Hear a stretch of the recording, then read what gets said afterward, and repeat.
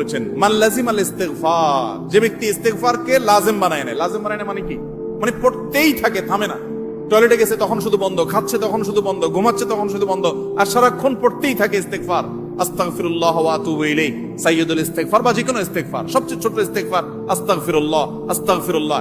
এটা যে পড়তেই থাকে, নবী করিম সাল্লাল্লাহু আলাইহি ওয়াসাল্লাম বলেছেন তার যে কোনো বিপদ থেকে বের হওয়ার জন্য আল্লাহ তাআলা নিজে পথ দেখায় দেন। এমন ভাবে পথ দেখাবেন সে কল্পনাও করবে না। এবং জীবনে বহুবার আমি আমলটা করে দেখেছি, কঠিন কঠিন বিপদে আল্লাহ তাআলা কিভাবে উদ্ধার করেছেন আমি নিজে অবাক হয়ে গেছি, সারপ্রাইজড হয়ে গেছি।